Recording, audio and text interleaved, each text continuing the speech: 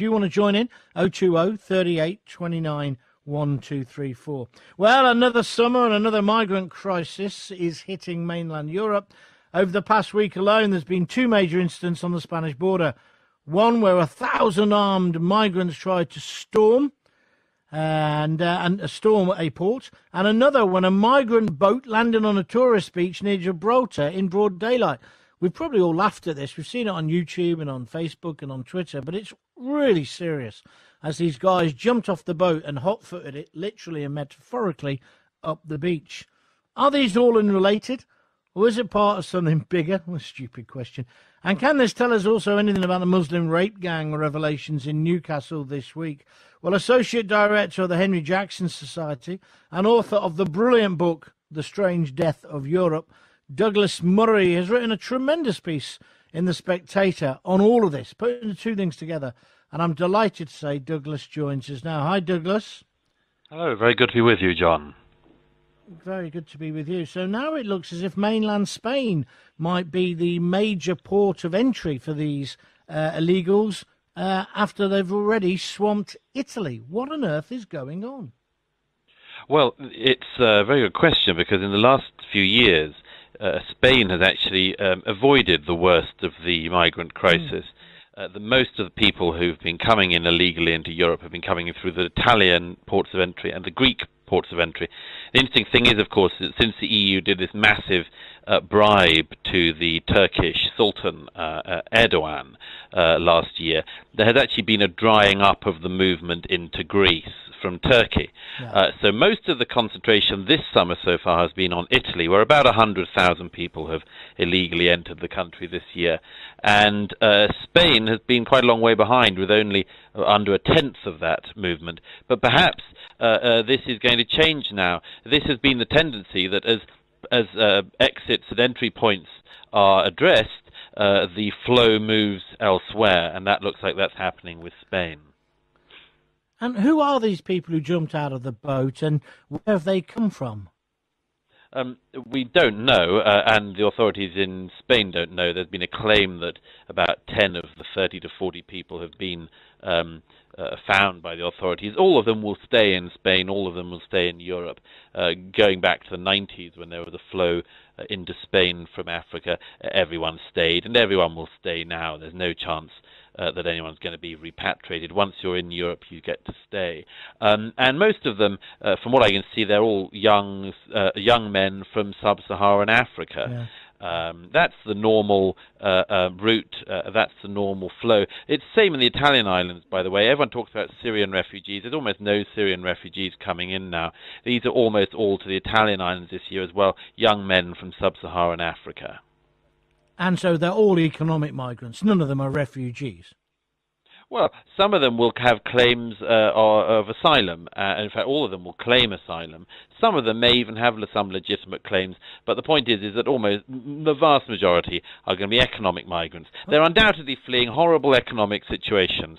But the problem that we have in Europe is, can Europe really answer and be the home for everybody in the world who has economic problems?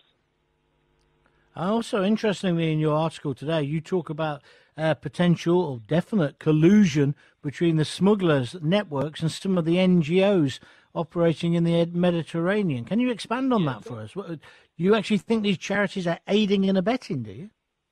There's no doubt about that. It's been a suspicion for a long time. They've been cooperating. And there's a very, very fine line they've been treading between, this is NGO vessels in the Mediterranean, particularly around the shores of Libya, between Libya and Italy, where they, along with European vessels, it has to be stressed, the official vessels, pick up the boatfuls of people and they bring them safely onto their vessels and then bring them into Europe. That's the normal pattern. It's been the normal pattern for some years now. It's what I describe at length in my book, The Strange Death of Europe. But the NGOs, recently there's been a startling story in the Italian press I linked to, where the Italian authorities had somebody undercover, and it showed that actually, on occasion, some of the NGOs were not only picking the migrants off the boats, but actually returning the boats to the smugglers. And they're actually acting as part of the gang. What should we be doing with these people as we pick them up in the Mediterranean or on the beaches of Spain or Greece or indeed Italy? Should we now be doing what the Australians did, taking them somewhere or taking them back to where they come from? Do we need to now start sending a tougher message? My view from the beginning, and I say this in my book, is that there are things we'll end up having to do anyway, which we should have done from the start. And so why not think about them late as it is in the day now? And one of them is, yes, nobody should be able to come into Europe and have their asylum claims processed in Europe. The whole process should happen outside of our continent. People, if they have a legitimate claim, and I believe that very small numbers of people could have a claim, and they should be looked at. But that should all happen outside Europe, because the problem is that once you're in Europe, you get to stay. And even if you're found not to have a claim, and most people, even by the EU's own admission, most people who've come in recent years have no legitimate right to remain in Europe. Why do they remain? They remain because they're here. Because it is very difficult, as the British government has basically confessed under Labour and Conservative for many years, it's basically very hard to return people once they're in. So I say don't let them in. I say don't let them in. Turn the boats around. Now, you make a link also between what's happened in Newcastle and the Newcastle gang rape story. What is that link, do you think? Oh, I make the mention of the fact that, after every terrorist attack now, there's always somebody, usually from the left-wing media, who writes a piece saying how wonderful it is that the victims are of such a diverse set of backgrounds. George Eaton from the New Statesman after the London Bridge attack said, look, we should be so proud of the diversity of the victims. Some people point out, perhaps unkindly, that the perpetrators all seem to have one identity in common, but it will gloss over that for a moment.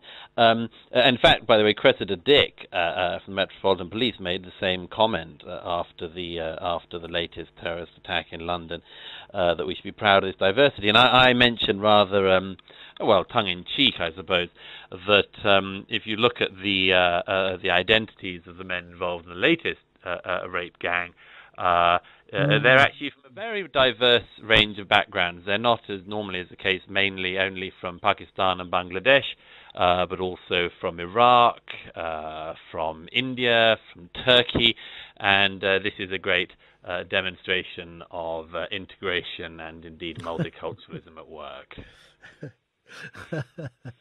Sarcasm, the lowest form of wit, but right on the button today. Douglas, thank you very much indeed for joining us. You didn't frankly have the balls to put country before party.